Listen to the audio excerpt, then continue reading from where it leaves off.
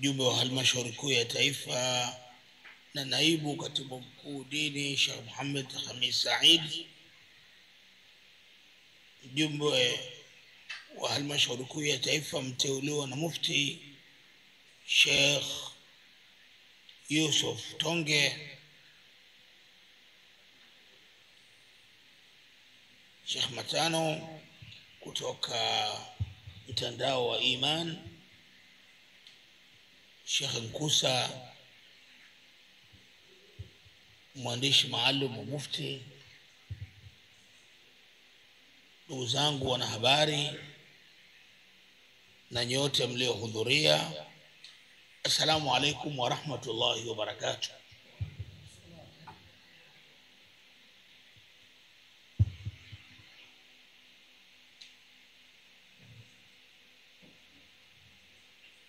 Mada au maudhui ninayotarajia kuiwasilisha kwenu ni ile isemayo uandishi wa habari ni ibada kubwa. Uandishi wa habari ni ibada kubwa, msingi wa kuamrisha mema na kukataza mabaya. Kabla sijaingia katika mada hii, nidokeze kuwa miongoni mwa nyasia ambazo Mtume Muhammad sallallahu alaihi wasallama alizitoa kwa maswahaba ni kuwakumbusha jukumu la kufikisha. Alipowaambia balighu anni walau aya, fikisheni kutokana nami hata aya. Aya unaweza kuifasiri ni sentensi moja kutoka kwa mtume. Tunafikisha nini? Tunafikisha suala zima la kuamrisha mema na kukataza mabaya. Kuntum khayra umma ukhrijat linnas ta'muruna bil ma'rufi wa tanhauna 'anil munkar. Nyinyi mmekuwa umati bora uliotolewa kwa watu, mnaamrisha mema na mnakataza mabaya. Kwa hivyo message ambayo kila Muislamu bali kila mwanadamu anatakiwa aifikishe ni kuamrisha mema na kukataza mabaya. Sasa miongoni mwa kazi tulizogawana katika ulimwengu huu, vinara wa kufikisha wakawa ni waandishi wa habari. Waandishi wa habari ni vinara wa kufikisha, kwa sababu kule kufikisha ndio kazi yao. Mtu mwingine anaweza kuwa ana kazi nyingine, lakini akatumia baadhi ya muda wake kufikisha. Lakini kwa mwandishi wa habari, akilala akiamka, wajibu wake wa kwanza ni kufikisha. Kwa hivyo ndio maana waandaaji wakaja na anwani hii kuwa uandishi wa habari wenyewe ni ibada kubwa, kwa sababu unahusiana na kufikisha, kwa maana ya kuamrisha mema na kukataza mabaya. Katika dunia ya leo yenye kasi ya maendeleo ya kiteknolojia, utandawazi na mtiririko usiokoma wa taarifa, uandishi wa habari umekuwa moja ya taaluma muhimu zaidi katika kusimamia maadili ya jamii, kujenga fikra sahihi, kuhamasisha maendeleo na kuimarisha ustawi wa binadamu.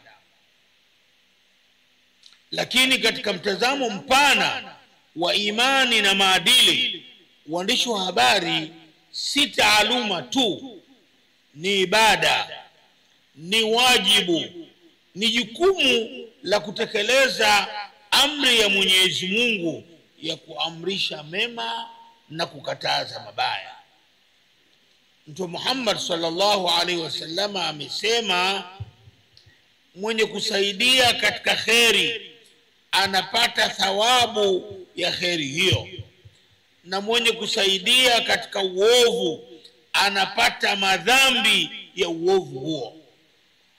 Mwenye kusaidia katika kheri anapata thawabu ya kheri hiyo, na mwenye kusaidia katika uovu anapata madhambi ya uovu huo.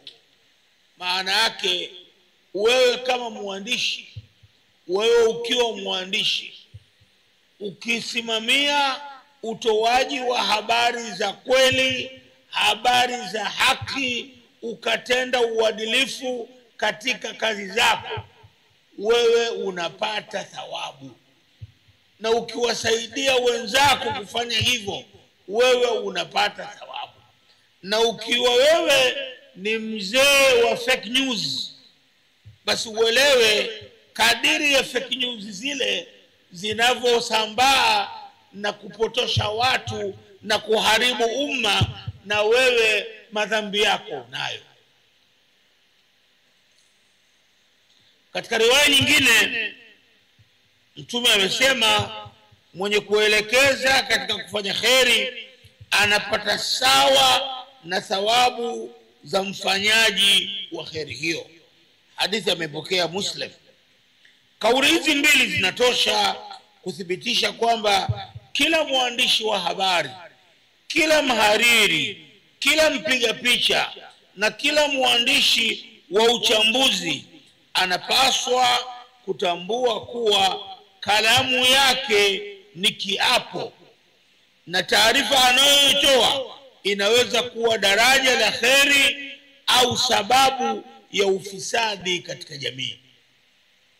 Kwa msingi huu, napenda kuchambua historia ya uandishi wa habari, nafasi ya mwandishi wa habari katika jamii, dhima ya uandishi wenye madhumuni ya kijamii, na namna taaluma hii inavyoweza kuwa ibada kubwa kwa mwandishi anayejali maadili na ukweli. Historia ya uandishi wa habari, mwanzo wa uandishi na taarifa za jamii. Uandishi wa habari una historia ndefu inayorudi katika ustaarabu wa kale. Kabla ya magazeti na vyombo vya kisasa, jamii ziliwasiliana kupitia maandiko kwenye mawe, ngozi za wanyama, wapiga mbiu wa kijijini, wanazuoni waliokusanya taarifa na kuzisambaza kwa jamii. Katika ustaarabu wa Misri ya kale, taarifa muhimu kama maamuzi ya kifalme zilinakiliwa kwenye papyrus. Papyrus ni magamba yanayotokana na miti yaliyotumika kama nyenzo ya kuandikia taarifa. Kwa hivyo zilinakiliwa na kusambazwa kwa viongozi wa mikoa.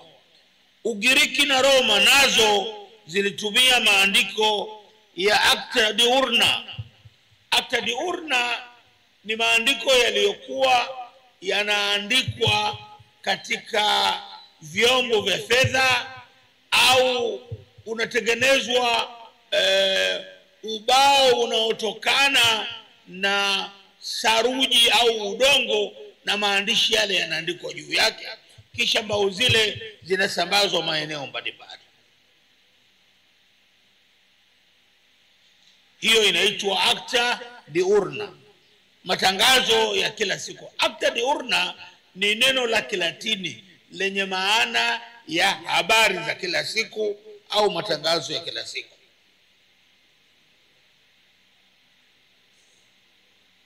Na hii ni kama ilivyotajwa na wanahistoria wa Roma kama Tacitus. Kuzaliwa kwa magazeti ya kisasa. Magazeti ya kwanza ya kisasa yalionekana karne ya 17 kule Ulaya, yakiwemo Relation Alter Phänomen nchini Ujerumani mwaka 1605, lakini pia The Oxford Gazette mwaka 1665 na baadaye The London Gazette. Mageuzi ya uchapaji na mapinduzi ya viwanda yakaongeza kasi ya usambazaji katika Afrika Mashariki. Uandishi wa habari ulianza kukua wakati wa ukoloni. Gazeti la kwanza Tanganyika liliitwa Mambo Leo, ambalo lilianza mwaka 1930, lilichapishwa na wakoloni wa Kiingereza. Baadaye magazeti kama Tanganyika Standard yalitoa mchango katika uhamasishaji wa fikra za uhuru. Uandishi wa habari katika muktadha wa Kiislamu. Uislamu ndio mfumo wa kwanza duniani kuweka msisitizo wa taarifa sahihi, uthibitishaji na uadilifu. Qur'ani inasema, ya ayyuhalladhina amanu in ja'akum fasiqun binaba'in fatabayyanu an tusibu qauman bijahala fatusbihu ala ma fa'altum nadimin. Enyi mlioamini, akiwajia fasiki na habari, tahadharini, ichunguzeni, ithibitisheni, msije mkawadhuru watu kwa ujinga. Kwa hivyo Qur'an inataka kwa jukumu la kwanza usisambaze habari ambayo hujaithibitisha. Aliyeitwa fasik hapa, fasik ni mtu muovu. Aliyeitwa hapa ni sahaba, alikuwa ni sahaba, lakini kaitwa jina hili kutokana na utoaji wa taarifa ambayo sio sahihi. Kwa hivyo na wewe mwandishi, ukiingia katika utoaji wa taarifa zisizo sahihi, una haki ya kuitwa fasik. Una haki ya kuitwa fasik. Wewe ni muovu na unataka kusambaza uovu, unataka kupotosha jamii, unataka kuleta madhara kwa watu. Kwa hivyo Uislamu umesisitiza kwa mujibu wa aya hii, Suratul Hujurati aya ya 6, hii ni sura ya 49, inasisitiza uthibitishaji wa habari kabla ya kuisambaza. Na dunia yetu ya leo imekuwa tabu. Ukiingia FB, ukiona jambo tu na wewe una share. Hatari hiyo. Hiyo ni hatari. Na uwepo wa adhakau wal-istinai, artificial intelligence, tatizo lake chochote kinawezekana. Chochote kinawezekana. Still picture inaweza kuchezeshwa. Ni still picture, lakini inaweza kuchezeshwa na ukaona mtu anacheza, anakimbia na kadhalika. Kwa hivyo wajibu mkubwa kabisa, usisambaze habari mpaka umethibitisha usahihi, ukweli na manufaa yake kwa jamii. Inaweza kuwa ni sahihi, inaweza kuwa ni kweli, lakini haina manufaa kwa jamii. Usisambaze habari kama hiyo. Hii ndio kanuni ya kwanza ya uandishi. Usitoe taarifa bila ya kuithibitisha. Wanachuoni kama At-Tabari na Ibn Kathir walikuwa waandishi wa habari wa kwanza wa Kiislamu, wakirekodi matukio kwa uadilifu, ushahidi na kurejea vyanzo sahihi. Kupata habari katika chanzo sahihi ni muhimu sana. Ni muhimu sana. Kwa sababu kila mahala watoaji wake wa habari wanajulikana.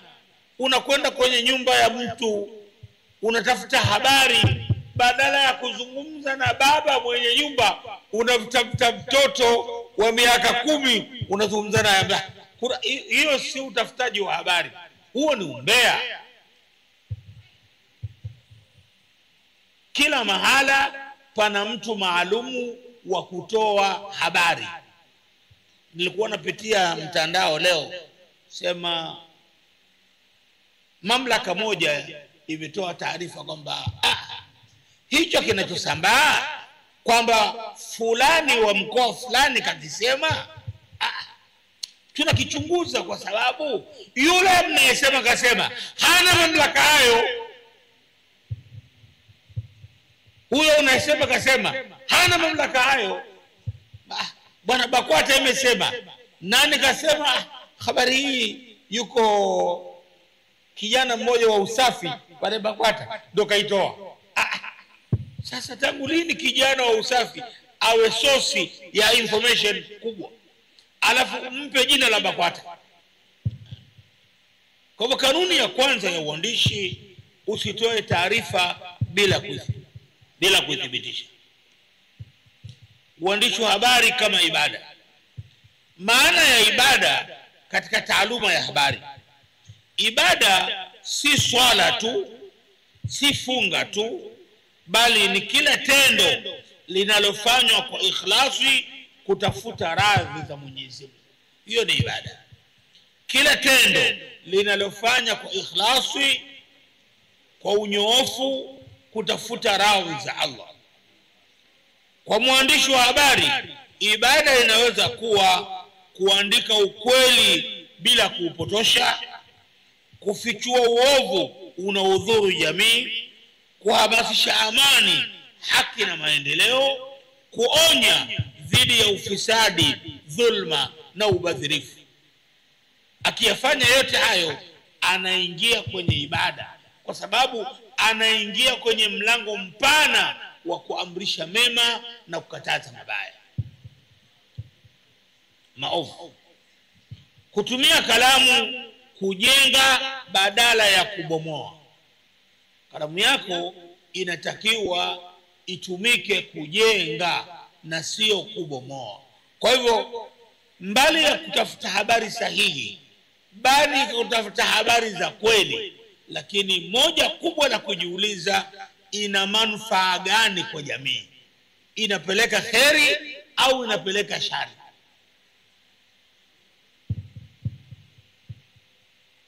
Mtume sallallahu alaihi wasallam amesema, yeyote miongoni mwenu atakayeshuhudia ubaya au badilishe kwa mkono wake. Yeyote atakayeona ubaya, atakayeshuhudia ubaya au badilishe kwa mkono wake. Hadithi imetoka Sahih Muslim. Mwandishi hubadilisha kwa kalamu yake ambayo ndiyo mkono wake. Uandishi wa habari na kuamrisha mema. Waandishi wa habari wanabeba dhima ya kuhimiza maadili mema, uwajibikaji, utawala bora, elimu, umoja na mshikamano wa jamii. Kwa kuandika habari chanya za kupaza sauti za wema, mafanikio na ubunifu, mwandishi anakuwa ni mjumbe wa kheri. Uandishi na kukataza maovu. Kupiga kelele kuhusu maovu kama rushwa, ukatili wa kijinsia, uonevu wa kijamii, matumizi mabaya ya rasilimali na ukiukwaji wa haki za binadamu ni ibada, kwa sababu inalinda jamii dhidi ya uharibifu. Waandishi wa habari ni walinzi wa maadili ya jamii. Nafasi ya mwandishi wa habari katika jamii. Kwanza, mwandishi wa habari ni mwangalizi wa haki, amani na utawala bora. Vyombo vya habari vinaitwa mhimili wa 4 wa dola, kwa sababu vina uwezo wa kusimamia mihimili mingine ya dola kama bunge, serikali na mahakama. Kwa kuandika kwa uwajibikaji, mwandishi anaweza kuzuia ufisadi, kuibua maovu na kulinda maslahi ya wananchi. Mwandishi ni mwalimu wa jamii. Katika jamii yenye mamilioni ya watu wanaotegemea taarifa, mwandishi ni mwalimu mkuu. Anaunda fikra, anaunda mtazamo wa dunia na anachangia katika maamuzi ya watu. Taarifa sahihi hutengeneza jamii salama. Taarifa potofu husababisha migogoro, uhasama na vurugu. Mwandishi wa habari ni mjenzi wa mshikamano wa kitaifa. Uandishi wa habari una jukumu la kuimarisha umoja kwa kuandika habari zinazojenga umoja wa kitaifa, kuheshimiana, kuheshimu tofauti na kujenga matumaini. Mwandishi anachangia kuimarisha ujenzi wa taifa. Mwandishi ni mhamasishaji wa maendeleo. Habari kuhusu afya, elimu, kilimo, biashara, sayansi na teknolojia na mazingira huchangia maendeleo ya taifa. Mwandishi anakuwa daraja kati ya wataalamu, serikali na wananchi. Dhima ya uandishi wa habari katika jamii: kutoa habari sahihi na zenye mizani. Habari lazima iwe ya kweli, yenye ushahidi, isiyopendelea upande wowote, yenye kuzingatia maadili. Qur'ani inasisitiza usahihi wa taarifa. Wanahabari lazima waepuke uzushi, propaganda, taarifa za kuchochea migogoro na habari zisizo na mizani. Ujenzi wa maadili ya jamii. Vyombo vya habari vina nguvu ya kuathiri tabia za watu kwa kuonyesha mifano ya watu wenye maadili, viongozi wema, taasisi zinazofanya kazi vizuri. Mwandishi anaweza kuinua kiwango cha maadili ya jamii. Kulinda jamii dhidi ya madhara ya taarifa potovu. Katika enzi ya mitandao ya kijamii, fake news zimekuwa tishio kubwa. Mwandishi wa kweli ana wajibu wa kuthibitisha, kukanusha taarifa potovu na kuelimisha jamii kuhusu madhara ya habari zisizo sahihi. Kuibua changamoto na upungufu wa kijamii. Uandishi wa uchunguzi, investigative journalism, ni nguzo muhimu ya uwajibikaji, uadilifu na kujenga uongozi bora.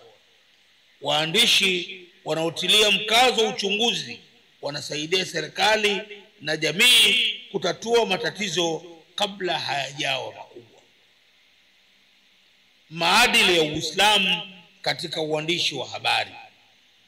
Kwanza, ukweli, as-sidq, ukweli. Mwandishi haruhusiwi kusema uongo au kuongeza chumvi. Watu wa balagha wanasema itnab. Mwandishi haruhusiwi kusema uongo na wala haruhusiwi kuongeza chumvi. Lakini kuna wataalamu hapa, unavutwa na kichwa cha habari na ukienda kwenye habari yenyewe tofauti na kichwa cha habari, lakini kakuvuta ili uingie tu, kwa sababu anasubiri YouTube wafanye yao kadiri na kupata watu wengi. Pesa hiyo ni haramu tu. Kama wewe unatumia udanganyifu ili uongeze watazamaji na wachangiaji, unakula haramu tu. Uadilifu. Habari lazima iwe na mizani ya pande zote. Habari iwe na mizani ya pande zote. Ni lazima habari iwe na balance. Huyu katoa malalamiko juu ya mtu fulani, yule mtu fulani hujamuendea, hujampa ile haki yake, natural justice, na yeye kumsikiliza na akaweza kujitetea. Unaitoa hii habari. Baada ya nimemtafuta sana hakupatikana, alitafutwa sana lakini akawa hapatikani. Kama hajapatikana, huna haki kuitoa habari hiyo, kwa sababu habari hiyo imekosa mizani, imekosa balance. lakini imevunja natural justice. Ikhlasi, kuandika habari kwa maslahi ya jamii, sio kwa maslahi binafsi. Waandishi wa habari kuandika kwa maslahi ya jamii, sio kwa maslahi binafsi. Lakini angalieni kawaida, yani kuna jambo limefanywa kawaida na sasa limekuwa ndio tabia. Jambo limeanza kama jambo la kawaida, sasa limekuwa jambo la tabia. Kila mwenye kuwaita waandishi wa habari lazima atengeneze mfuko. Imekuwa ni kawaida.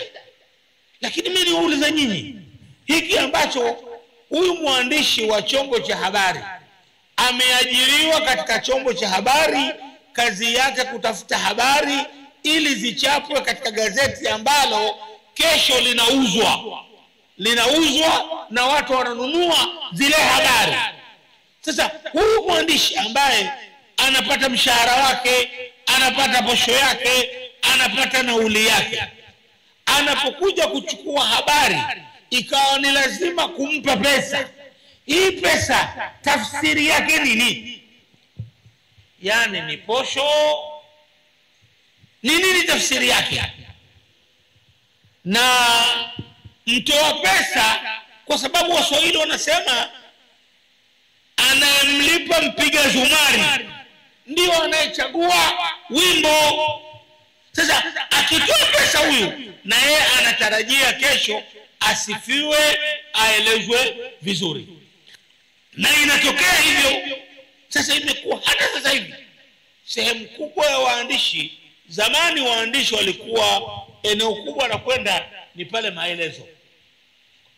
Kama source ya habari, mtu ataenda maelezo pale, anajua hakosi habari, au atakwenda katika source nyingine. Lakini leo baadhi ya waandishi maeneo yao ni katika milango ya wenye pesa. Ukenda katika kwa matajiri unakuta waandishi na wapo wanatafuta habari yote, akikohoa nayo ni habari. Jana akakohoa sana. Sasa ni lazima, kama tunataka ikhlas, kama tunamuogopa Mungu, kama tunataka kuitendea haki jamii, lazima tabia hii ikome.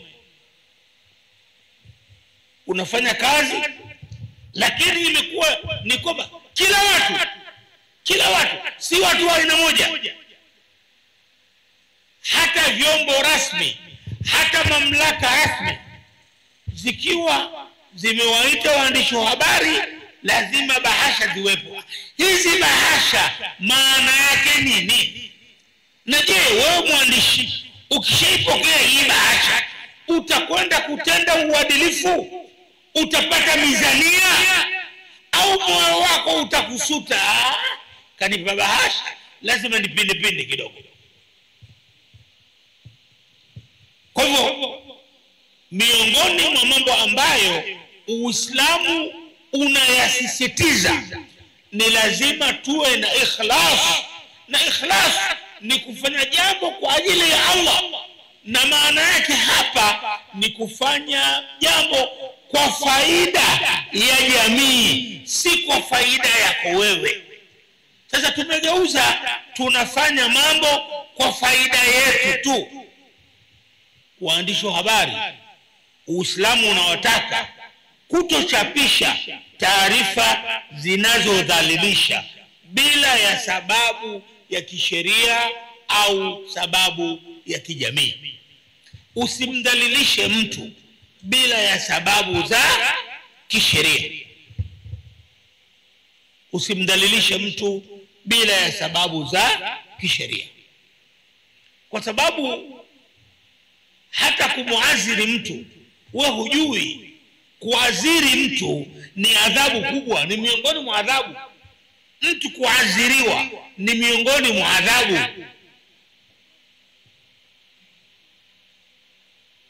Lakini Uislamu unawataka waandishi kutochochea uhasama, kutochochea uhasama. Lakini utaona leo mtu kasema kwenye kopo huko, mtu anachukua anaweka kwenye mtandao wa kijamii na anagunganisha picha. Inawezekana aliyesemwa hajulikani, lakini yeye atamfumbua, atamweka pale kwamba huyu ndo aliyesemwa, na wakati mwingine ni mtu mkubwa, ni mtu mwenye mamlaka yake, ni mtu mwenye heshima yake katika jamii. Tusichochee uhasama katika jamii. Hitimisho, uandishi wa habari si kazi tu ya kutafuta riziki pekee, ni ibada na ni jukumu la kipekee, ni amana mbele ya Allah. Kalamu ya mwandishi ni silaha yenye nguvu kuliko upanga. Inaweza kuponya na inaweza kujeruhi, inaweza kuleta maendeleo au inaweza kuleta maangamizi. Nilipata kwenda mara 2-3 kule Rwanda na kutembelea sehemu za kumbukumbu za mauaji ya kimbari ya mwaka 1994. Miongoni mwa yanayoelezwa, kitu kikubwa miongoni mwa vilivyochochea mauaji yale ya kimbari ni uandishi wa habari. Waandishi wa habari kwa kutumia vyombo vyao walichochea na watu wakauana. Naambiwa takriban watu 1,000,000 waliweza kuuawa kule. Kwa hivyo ni jambo la hatari sana hilo. Kwa kuandika ukweli, kusimamia haki, kuhamasisha mema, kuonya dhidi ya maovu na kuthamini utu wa binadamu, mwandishi wa habari anakuwa mjumbe wa kheri na mfanya ibada. Anakuwa ni mjumbe wa kheri na wakati huo yeye anafanya ibada, kwa maana kwamba atalipwa kwa mema na atalipwa kwa maovu atakayoyafanya. Mtume sallallahu alaihi wasallama ametuwekea msingi aliposema, man dalla ala khairin kafa'ilihi, mwenye kuelekeza katika kheri ni sawa na mfanyaji wa kheri hiyo. Hivyo basi, kila habari unayoiandika, iwe sadaka, iwe ibada, iwe mchango wa kujenga jamii na sio kuibomoa jamii. Kalamu yako ni ibada, itumie kwa kheri. Wassalamu alaikum warahmatullahi wabarakatuh.